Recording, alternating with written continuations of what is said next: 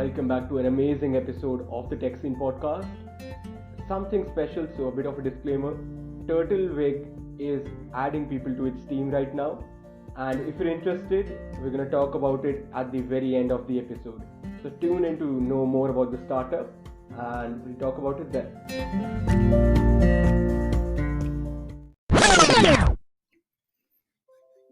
Hey guys, welcome back. This is the third episode of the Tech Scene podcast, and we have another founder of another great startup today. This is someone who I've personally worked closely with in the past as well, and really look up to.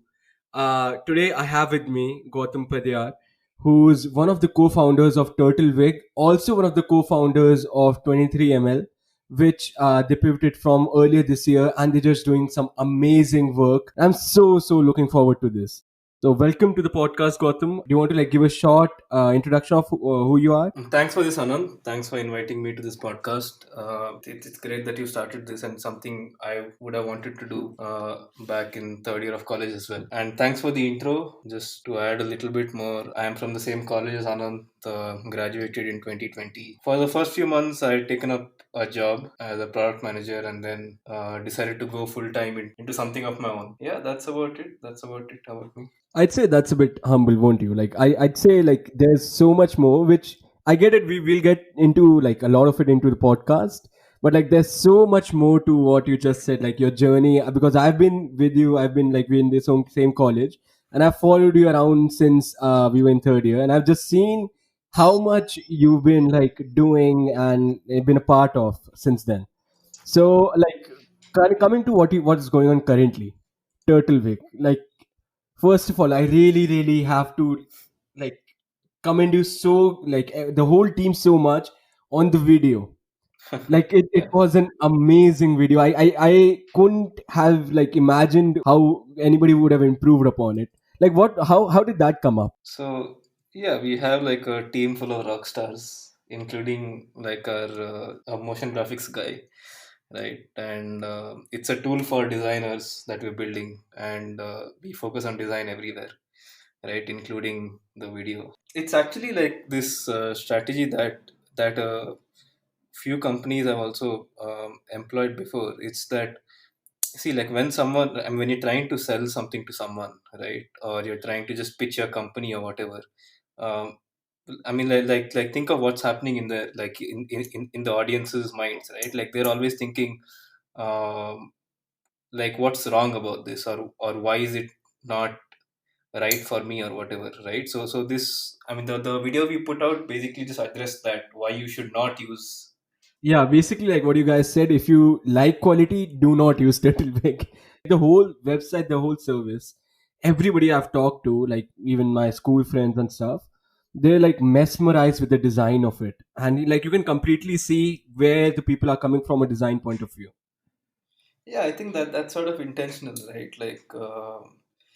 Um, right from the previous venture that we were running, we've always, or at least I personally have always wanted to have really good design, because personally that's something that also attracts me to like other companies. Like if the product design isn't great, then I would never consider using it or working there, right? So it's something I've always wanted in my own startup to be there, like a good product design, like a good functioning website, and just the basics, right? Like we're also built for uh, an aspirational class of users, right?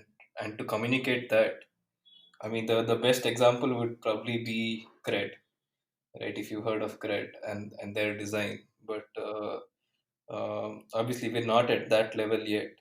But that's where we I'm probably aim to reach, right? Like every experience, every touch point for Turtlewig and the audience has to be truly amazing.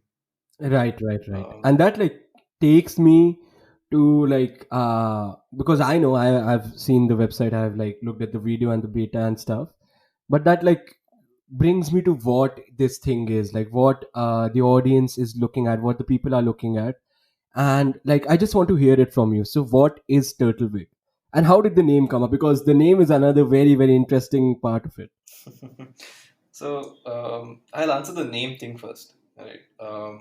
So like even when we were running 23 ml, right, like you can ask the same question about that, like why 23 ml. And what we realized was that was actually a very good thing for us because um, like we just had to say the name once. I mean, some people used to ask, "Wait, what did you say?" And I used to say like 23 ml, right? And after that, it just stuck in their head because it's something so unique and so different, right? And it immediately invokes that why is that name that, right? And we wanted to repeat that same thing for this new product as well, right? And last time we had a good answer for why it's named like that. This time we actually don't. It's just it is just to invoke that question, right? We there's I mean, but there is an inspiration to it. Like it's inspired from the Pokemon Turtwig, right? But I was thinking has no connection what to it it. was like sounding similar to. And like it's like the name itself is such a great combination because like you think Turtlewig and you try to think about the name and then I personally Exactly. imagine a turtle with a wig on it on its head. Exactly. Yeah. It's sort of absurd also, right? And it's absurd and funny at the same time. So And then it yeah, sticks. and then you like go to the design and then you look at the logo, which is like a very plain but beautiful logo, just the colors mixing there so well. To the first part of it now, what is Turtlewick? Like for our like listeners, what does it do and what are you aiming for it to be? I mean, Turtlewig, the boring way to describe it would be it's a digital asset management plus design proofing plus payments tool for creative freelancers, right?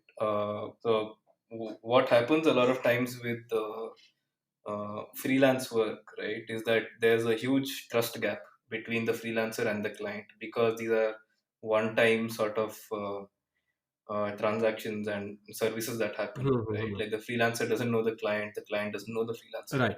There's a lot of trust gap, and oftentimes the freelancer is more affected by this than the client, right? Like what happens is like the freelancer will work and deliver the services or whatever work product there is, and then the client will not pay. And this happens a lot with people who are just beginning out as freelancers. Like it's a huge barrier to entry, I'd say, right?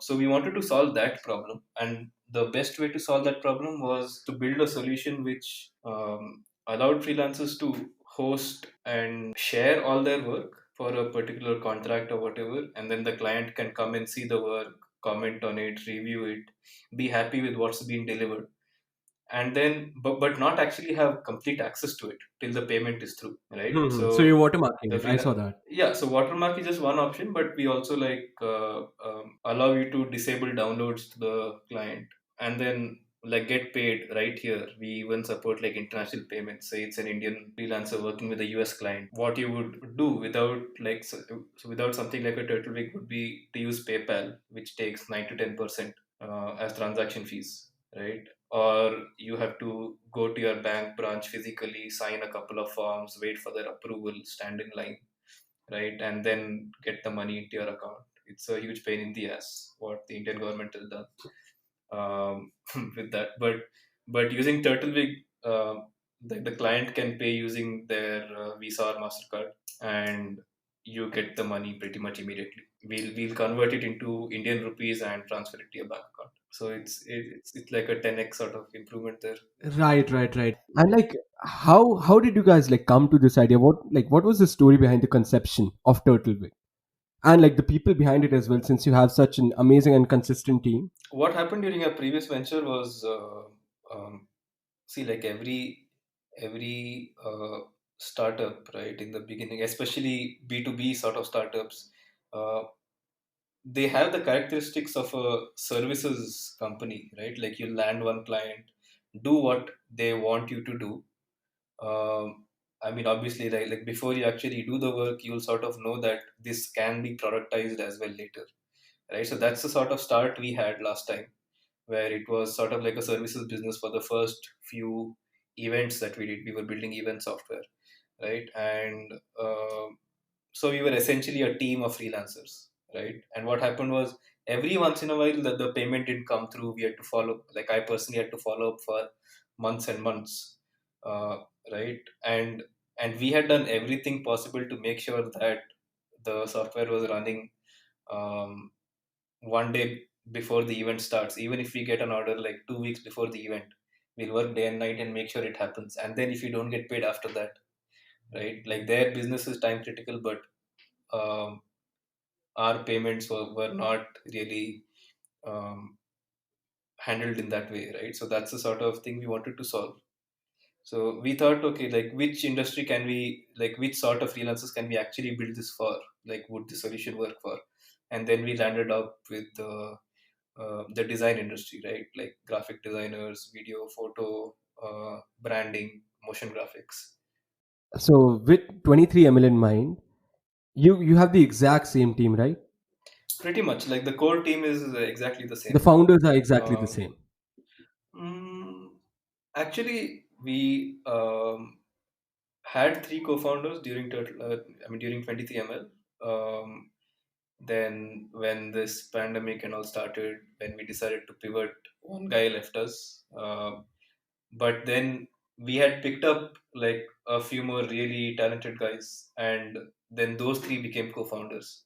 I mean, the two of us who were left from 23ml as co-founders like really wanted to treat this as a fresh beginning, right? So we said, okay, we'll have five co-founders this time, and that's basically what we have. Ah, that's a very interesting story. So now you have like people for design, for coding. Like I saw some tweet that you made that you don't personally code anymore, so you put a meme over there or whatnot. So you have like Yeah. people who are coding, designing, sales. What all? Like what all do you guys? I guess you like all of you do everything. So, but like what how do you divide your work? So the thing is, like conventional startup wisdom, when it says everyone does everything, does not work when you're completely remote and distributed, right? If everyone is doing everything, then you're going to fail very quickly, because like you just don't have that sort of interaction that you have like working in one room sort of thing, right? And we never had that comfort. Like right from the 23ml days, we were always completely remote, completely distributed. We were doing remote before it was uncool, or rather I like to say like we were remote when it was still cool. Right, 2 years before the pandemic. So um, yeah, long story short, like we don't all do everything. From the and what I also believe is like a startup's founding team, right? Like um, if the entire rest of your team leaves you, then the founding team should still be able to do pretty much everything, and like should still be able to keep the product and the business running, right? And that's what we had in mind when we came up with this team of five, right? So we have two guys who do tech, two guys who do design, and I can do tech, but I don't need to because the other two guys are really, really great, right? So I mostly handle people, product, process, all the boring stuff, so that they can be creative. Like the like managerial, the most important stuff though. And so we talked a bit about 23ml, but like as I mentioned, the whole concept of it, the implementation, the outreach that you guys had was like really inspiring. And to look at that app, to look at that aesthetic piece of like code implemented everywhere, and I use the app for a lot of fests. Like how did you guys start 23ml? So what was the story behind your first venture? I guess it was your first venture. Like, am I wrong over there, right? No, that's true. That's true. And so yeah, what was the story behind like 23ml, and like any particular takeaways when you think about that time? Oh yeah, lots of takeaways. So this was something that we had started when we had just finished our second year internships. Like most of us had done our first proper internship at a startup, and then we came back to college and then realized how boring college is. We really want to do something else. And at one point I really like want to drop out of college and all, but then this was the thing that kept me going. I was like, okay, I can use this time in college to de-risk a startup and see if that works, and in 2 years, if this is successful, then there's nothing better than that, right? So but the story behind it is that in the summer of 2018 there was this hackathon called Angel Hack. It's one of the largest hackathons in the world. Happens in like 20 different locations, and the winner from each location gets to go to Silicon Valley for their accelerator program, sort of thing. We came second. So Oh. we decided that we can actually build that into a business, like one version of that idea into a business, right? And it's actually pretty close to what we could actually implement. It was just slightly above our reach. It wasn't something that we looked at and thought, okay, this is something we can. I mean, that's something technically impossible, or we have no skills for it. It was something that we could actually pull off, right? So the idea was that, um, like we had seen a trend that a lot of college fests, especially in engineering colleges, like they were releasing these fest apps, right? And these were usually built by second year, like first or second year rookies who thought they could build like a full functioning app in like 2 weeks, and like get everything running smoothly and actually solve the purpose, right? But then, like, I mean, I'd been a very avid fest goer, right?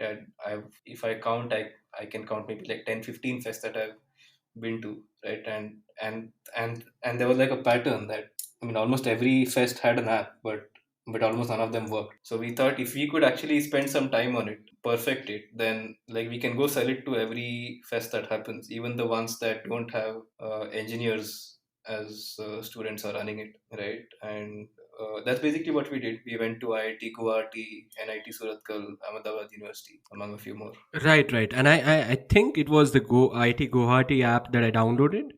And like just the dark interface and the like I think you guys called it the Eve app, right? That's true. Yeah. So there it was. So what the app did was it was essentially an information management app, right? Like the fest organizers could manage everything that had to be communicated to the fest audience. And at a good fest, there's a lot of things that are happening all around you, right? And especially people who are coming from outside your college, and even people from the same college where the fest is happening.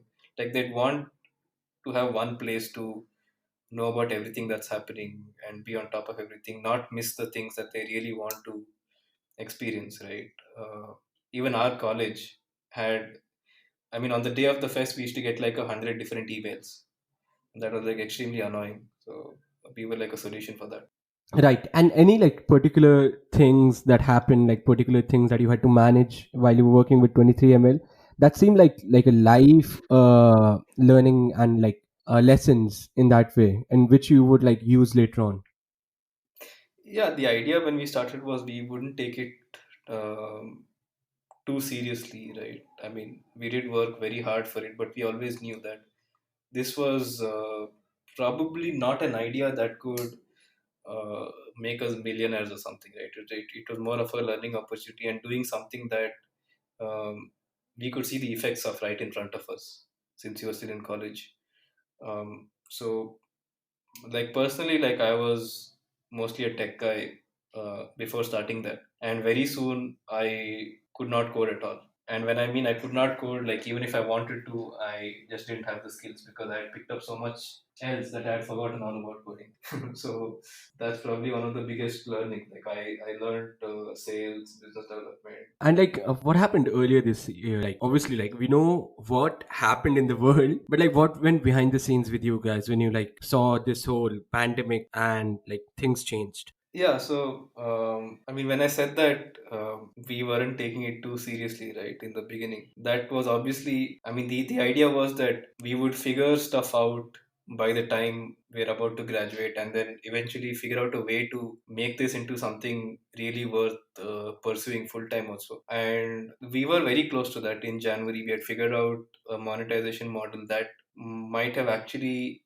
been a big thing, right? And not just something for college fest. But just as we were about to start work on that in February, we started seeing news from all over the world that like COVID is spreading. And finally, in March, we saw that it's come to India as well. And it's probably not going to get better for at least a few months, if not years. And we didn't just want to sit around waiting for the market to get better while we did nothing.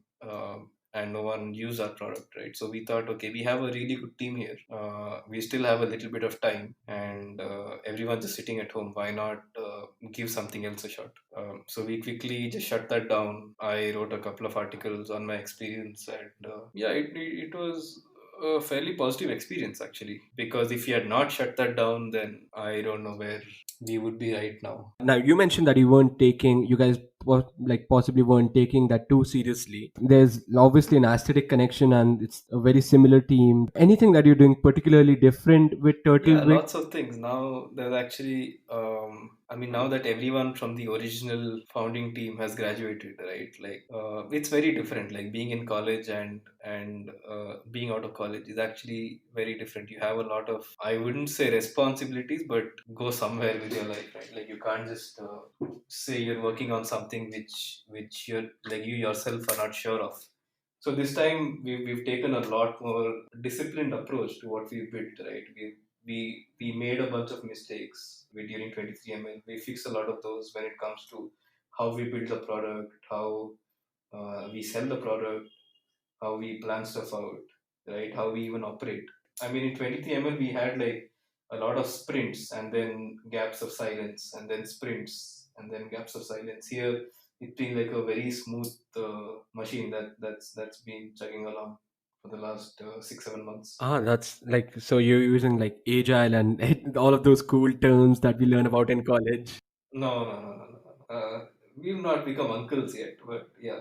I mean, when I say that, it's just knowing what mistakes to avoid, right, and how to prioritize things. Like we were still learning prioritization when we were building 23ml. Like we were extremely tech heavy, and you know how engineers are. Like if it's just cool, we'll build it sometimes, but not really caring about whether it's actually useful or not, right? So this time we made sure that everything we built is going to have some impact on our user, and it's not just there to be cool, right? The fact that we managed both to some level is great, but functionality is still more important than design in a way. With your experience, I'd like to just know a lot more about what the Indian startup scene like has like kind of availed to you guys. Like what have you found there to be available to, like, with your previous experience as well as a student entrepreneur and now out of university as well? Like how do you think things have changed in the past couple of years, and like what do you think, like, is the availability in terms of like the investors out there, the accelerators and the market data? Like I remember you guys were trying to like I think you applied for Y Combinator with 23ml. So what's your strategy this time around? Like when it comes to the startup scene in general, I don't think there's anything new that's happened, particularly in the last 1 or 2 years. It's just that like around the time when Flipkart started, right? Like these things started becoming like the entire startup scene got really popular in Bangalore, right? And from there, it's been growing even within Bangalore, and then like with to other cities. I think what's happened is over the last 1 or 2 years, it's gotten to a lot more cities, even tier two cities, right? There's a lot of people talking about it in colleges, right? Like startups have actually arrived in colleges. You see a lot of straight out of college sort of teams also getting funded. It's just more awareness, I guess. But for me particularly, like it was a step back from where I was. I mean, how connected I was when I was in school in Bangalore, and then like coming to SNU, which was an isolated campus 2 hours from Noida, right? It was actually a step down, but that didn't really change anything much for me because like everything's on the internet. You just need something like a Twitter to be a part of the startup scene. There's a lot out there. There's really more than you can ever want or imagine. And like any particular struggles that you like faced while getting in contact with people like the universities in case of 23ml, or right now with Turtlewig, like what have been like kind of some of the difficulties and the workarounds that you did not like really think about before you implemented them? Um, I think in a startup, like pretty much everything is a struggle. But if you think of it like a struggle, then you never really get anywhere, right? It's just a problem to be solved at the end of the day. Doesn't matter if it's technical or business, or ultimately it's towards the same thing. So the biggest struggles would, I mean, I can remember the struggle I had maybe 1 week back, but not beyond that. Because it's like very hectic and stuff. I imagine. Yeah, more than hectic, I'd say it's just new problems every time, right? Like in corporate life, like you have a very specified and very specialized role, rather, right? It's a very specialized role that you're doing, and the problems that you get are also uh, uh, of very repetitive natures. But in a startup, like it's new problems every single day, right? So I think that's the biggest struggle. Like, how do you adapt to anything that's thrown at you, right? Anything could be going right, anything could be going Yeah, wrong. because there's no playbook to follow. You have to Um, follow your own playbook. you just have to adapt to it. Exactly, exactly. And anyone saying that there's a playbook for anything, especially when starting something new, there's really no playbook. There are no rules. So you mentioned like it was a step down when you came to SNU, and now like when you graduated this year, and you're like in a world which where you can't actually physically meet people. But in your experience over the years, like what has been the importance of networking for you? Like what are the opportunities that it opened up, and like other startups, particularly other people that you follow in the space? So networking, I think, if done right, can be a huge unfair advantage, right? Because a network is not something you can share. Like I cannot share my network with you, even if I try to. It's pretty impossible, right? Because I mean that's what separates humans from robots, right? And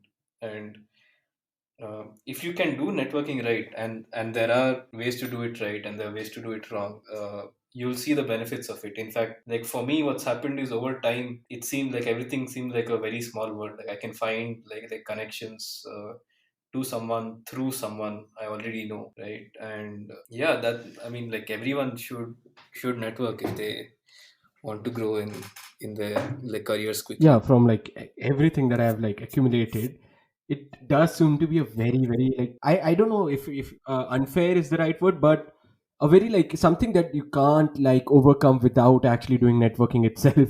There's like no alternative to it that would like help you overcome that barrier. And like what are the most interesting other startups that you see in the space? Right, I know you just mentioned Cred is also one of like Kunal Shah. Just that person is like another favorite of mine in the startup space in India. Just an amazing guy with like he should do a masterclass of funding or whatnot. But like apart from Cred, any particular new startups or maybe other people don't know about yet, which you are particularly looking into right now? So shameless plug. There's small case. It's basically the place where I found my start in a way, right?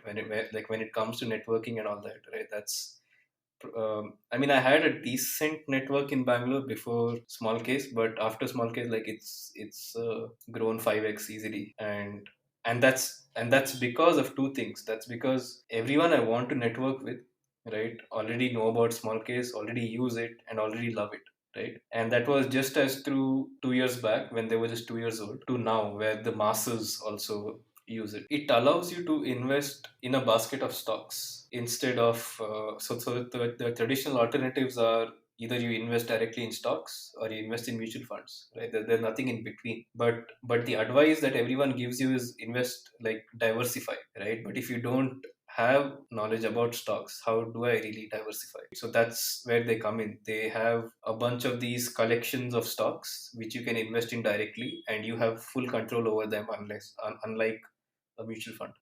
And and they were backed by Zerodha.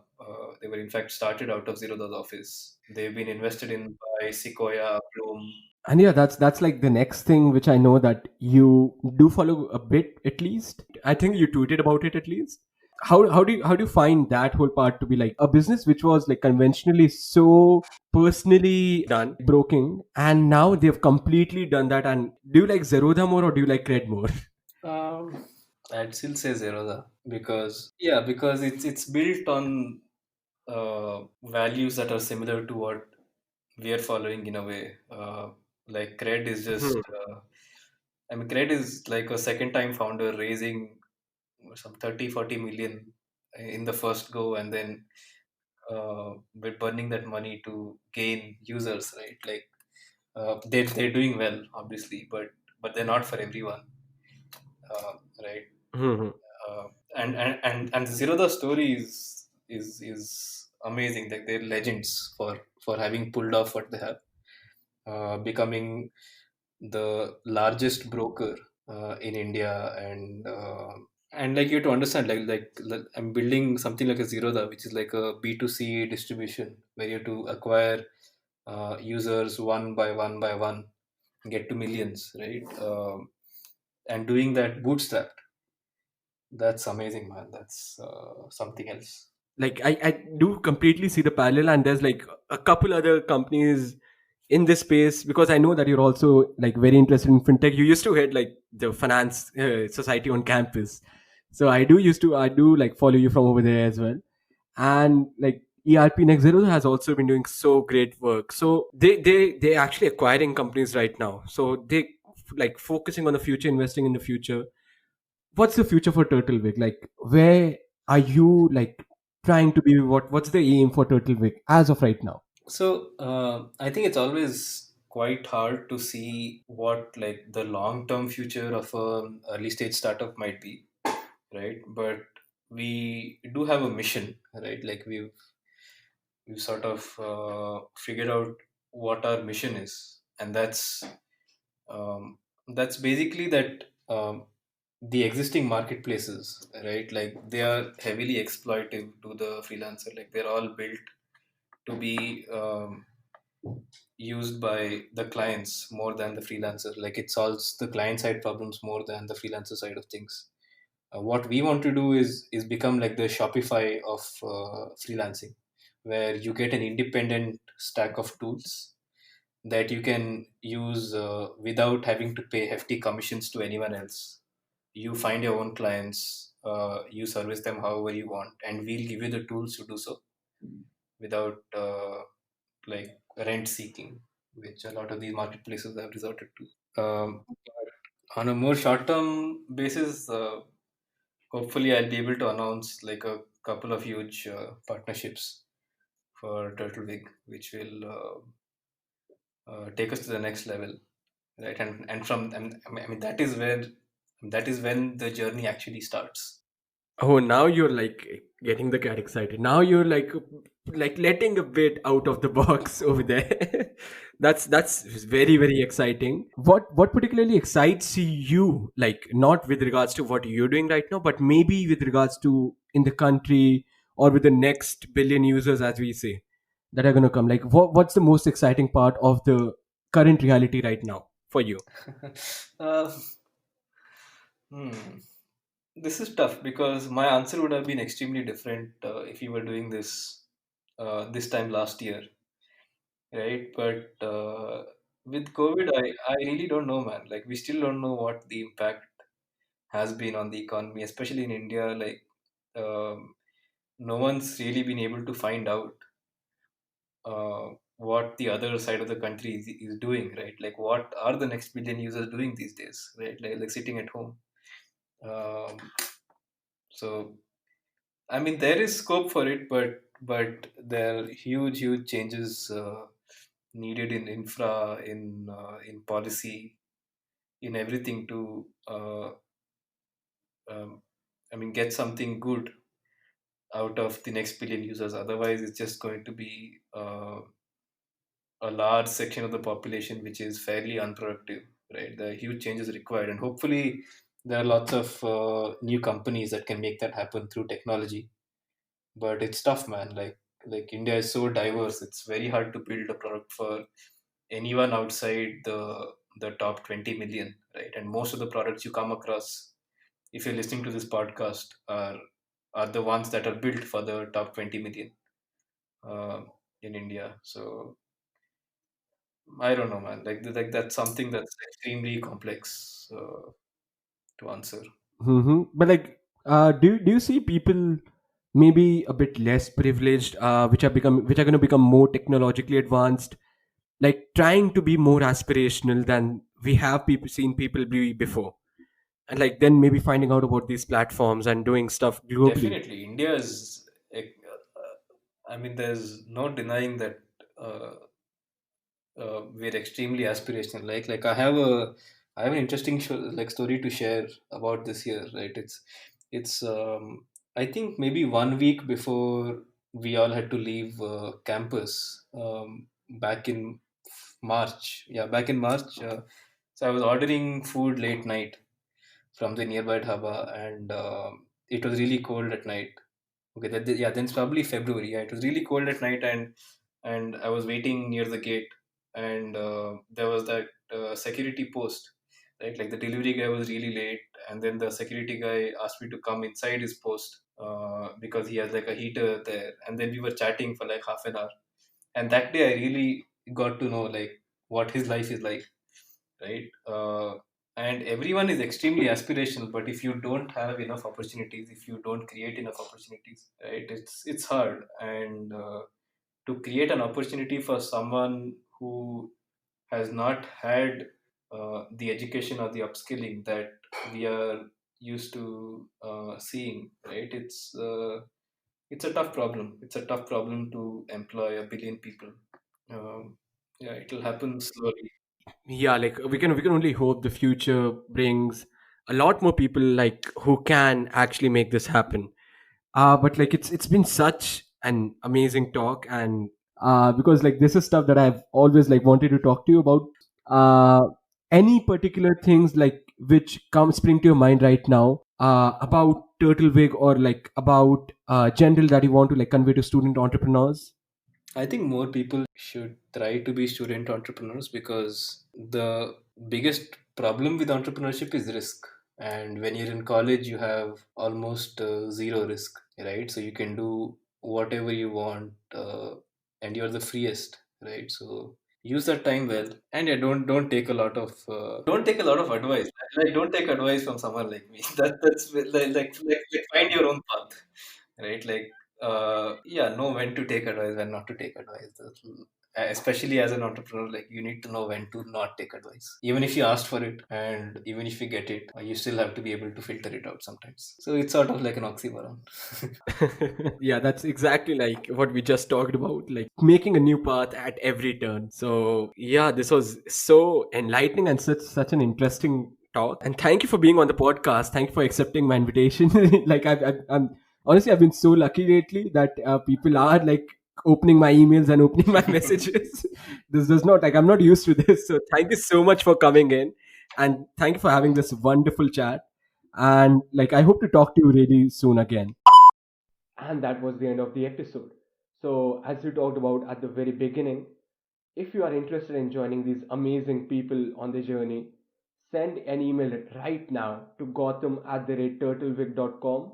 That is Gautam@turtlewig.com. Turtlewig, you're not going to have any trouble because there's nothing else like it. So just send your email, register your interest, and Gautam is going to take it from there. Thank you for listening in, and I hope to see you guys again soon.